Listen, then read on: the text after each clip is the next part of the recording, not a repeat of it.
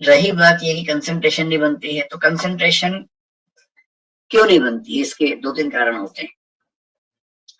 Concentration ना बनने की एक वजह है कि आपको रुचि नहीं आ रही है उस चीज में। जैसे मैं ऐसे बहुत बच्चों से मिलता हूँ, बोलते हैं कि हमारा ध्यान कमजोर है, हमारी कंसंट्रेशन पावर ही कमजोर है, हम कंसंट्रेट कर नहीं पाते हैं। तो फिर मैं उनसे पूछता हूँ कि ये बताओ कि कुछ खेलते मिलते हो कि नहीं, तो सब खेलते हैं, क्रिकेट भी खेलते हैं, वीडियो गेम भी खेलते हैं।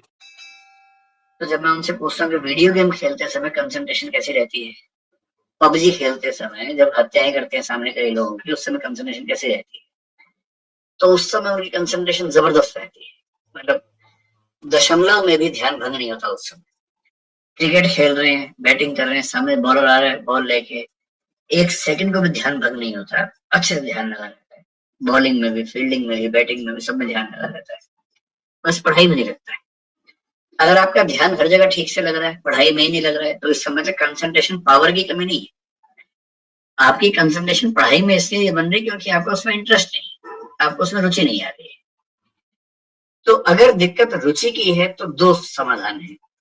पहला, पहले वो सेगमेंट्स पढ़िए जिनमें रुचि बनती है, जैसे संविधान में रुचि आमतौर पर लोगों की बन जाती है, सोसाइटी में बन जाती है, तो पहले वो विषय पढ़ लीजिए जिसमें रुचि बनती है। और दूसरा तरीका ये है कि विषय को बदल बदल के पढ़िए, कि 2 घंटा एक विषय पढ़ा, फिर 2 घंटे में विषय चेंज कर लीजिए, फिर 2 घंटे में विषय चेंज कर लीजिए, तो रुचि बनी रहेगी। दूसरा, कंसंट्रेशन भंग होती है इसलिए क्योंकि आप खुद को मशीन की तरह इस्तेमाल करने लग जाते हैं। अगर कोई आपके आसपास आपसे ये कहे कि मैं तो 6 घंटे रात भर पढ़ता रहा इतनी कंसंट्रेशन से कि एक सेकंड को हिला भी नहीं, तो ये सब बेकार की बातें हैं। आमतौर पर ऐसा नहीं होता है, कुछ देवताओं को छोड़ दें तो मनुष्य योनि में ऐसा आमतौर पर नहीं होता है। देव योनि की बातें, देवता लोग ऐसा करते होंगे। कुछ लोग आपसे ये भी कहेंगे कि मैं तो इतना ध्यान से पढ़ रहा था, पड़ोस से बारात गुजर गई, पता भी नहीं चला मुझे, तो पड़ोस में ढोल नगाड़े बज रहे थे, पता भी नहीं चला, मैं तो इतना ध्यान से पढ़ रहा था, ध्यान में नहीं आया। कुछ तो और 30 मार खा होते हैं कि रात को मैं इतना ध्यान से पढ़ रहा था कि लाइट चलेगी तब भी नहीं पता चला मुझे, तो इतनी गहराई से पढ़ रहा था। ऐसे मूर्खों की बातों में नहीं आना है, ये सब बेकार की बातें हैं। सामान्य नियम यह है कि कंसंट्रेशन 50 मिनट से ऊपर किसी का नहीं रहता है अगर गहराई से पढ़ रहे हैं। हर 50 मिनट, हर 55 मिनट, हर 1 घंटे के बाद ब्रेक जरूर लीजिए। 1 घंटा पढ़िए, ब्रेक लीजिए। जैसे मैं तो, मेरी कंसंट्रेशन ठीक ठाक है, बहुत बुरी नहीं है, मेरी मेमोरी भी ठीक ठाक है, बुरी नहीं है। मैं आज भी पढ़ता हूँ, आपको मतलब मैं चैलेंज कर सकता हूँ कि मैं आज भी लगभग आप सबसे ज्यादा ही पढ़ता हूँ, क्योंकि मैं जिस दिन 8-9 घंटे ना पढ़ लूँ तो मुझे लगता है कि मेरा पूरा दिन खराब हो गया। मुझे पढ़ने का इतना शौक है, मुझे एग्जाम नहीं देना है, मुझे पढ़ने का शौक है, इसलिए पढ़ता हूँ। मुझे आज तक याद नहीं है कि मैंने कभी आधा घंटा भी लगातार पढ़ाई की। डूब के पढ़ता हूँ, लेकिन जैसे ही आधा घंटा खत्म होता है मुझे ब्रेक चाहिए, कम से कम 2 मिनट का। ब्रेक का मतलब क्या, उठ गए, पानी पी लिया, ऐसे ही घर में कोई बच्चा है तो उसी को थोड़ा छेड़ लिया, थोड़ा चोटी काट दी, उसको थोड़ा मजाक कर लिया, कुछ कर लिया, और कुछ नहीं तो फोन में वीडियो गेम खेल ली। मैं भी एक वीडियो गेम सिंपल से खेलता रहता हूँ, जिससे मेरा टाइम वो 2 मिनट में खत्म हो जाती है। वो पूल एक गेम होती है, वो खेलता हूँ। तो हर आधे घंटे में एक वीडियो गेम खेल ली 2 मिनट की, या किसी को परेशान कर लिया, थोड़ा सा हंसी मजाक कर लिया, या पानी ही पी लिया कम से कम उठ के एक बार। इतना होते ही दिमाग फ्रेश हो जाता है, फिर आप उसी कंसंट्रेशन के लेवल पे फिर से पढ़ पाते हैं। तो आप में से जो 6 घंटे लगातार पढ़ते हैं वो दरअसल पढ़ते नहीं है, केवल टाइम गुजार रहे हैं। ऐसा मत कीजिए, 1 घंटा मैक्सिमम पढ़िए, विषय बदल बदल के पढ़िए, बीच बीच में हंसी मजाक करते रहिए, और कुछ नहीं, व्हाट्सएप पे एक मैसेज बीच में देख लीजिए आधे पौने घंटे बाद, तो पढ़ाई ठीक से होगी।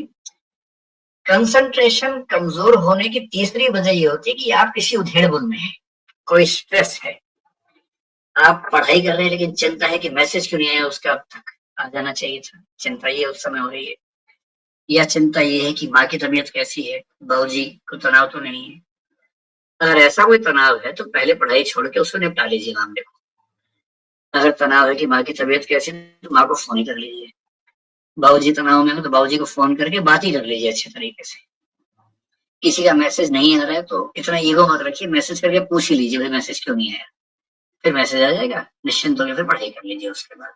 क्योंकि आपकी उम्र में तनाव भी तो बहुत सारे रहते हैं ना, इतने सारे तनावों को झेलते हुए पढ़ाई करनी होती है। तो अगर कोई ऐसा डिस्ट्रैक्शन है किसी वजह से, कि वो क्या सोच रहा होगा, वो क्या कर रही होगी, बाबूजी क्या कर रहे होंगे, तो पहले उसको निपटा लीजिए, फिर पढ़ने बैठिए। तो कोई एक्सटर्नल सोर्स ऑफ डेविएशन अगर है जिसकी वजह से कंसंट्रेशन नहीं, उसको खत्म कीजिए। तो ठीक है, कंसंट्रेशन भी एक ऐसी चीज है जो अभ्यास से आती जाती है।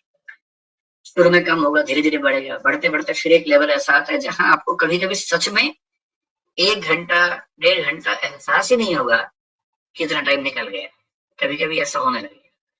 और जिस दिन आपको ऐसा होने लग जाए ना कि खेल वाला ध्यान, जो मेडिटेशन के लेवल खेलने में आता है, विवेकानंद जी ने कहा था कि ध्यान करने का सबसे बढ़िया तरीका है खेलो।